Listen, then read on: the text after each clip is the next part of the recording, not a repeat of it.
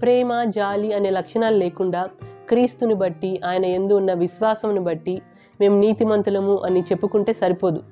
ఉచితంగానే నీతిమంతులుగా తీర్చబడ్డాం. అయితే అంతం వరకు దేవుని నీతిలో మనం నడవాలి కదా. దేవుడిచ్చిన నీతిని చివరి వరకు కోల్పోకుండా కాపాడుకోవాలి కదా.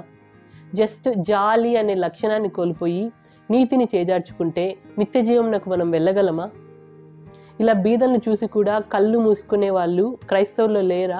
మాకింత ఆస్తి ఉంది, చాలా గొప్ప చదువు చదివాము, పెద్ద ఉద్యోగం చేస్తున్నాం, పెద్ద వ్యాపారం, పొలాలు ఉన్నాయి, మాకు gold, plots, houses, luxury villas ఉన్నాయి, jewellery, luxury cars, bank balance, reputation ఉంది, మేము చాలా గొప్పవారం అని చెప్పుకుంటూ ధనవంతులై తమతో సమానంగా ఉన్నవారికే ఇంపార్టెన్స్ ఇస్తూ ఎవరైతే తిరిగి సహాయం చేయగలరో అటువంటి వారికి మాత్రమే సహాయం చేస్తూ ప్రతి ఒక్కరితో ఏదో ఒక అవసరం పడవచ్చు అనే ఉద్దేశంతో అవసరాల కోసం మాత్రమే ఇతరులతో మంచిగా ఉంటూ భవిష్యత్తులో అవసరం పడవచ్చు అనే స్వార్థంతో మాత్రమే ఏ మనిషిని పోగొట్టుకోకుండా కొందరుంటారు.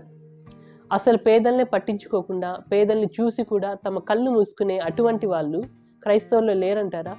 అందుకే యేసుక్రీస్తు ప్రభు అంటారు కదా, నేను ఆకలి గొంటిని, మీరు నాకు భోజనం పెట్టితిరి,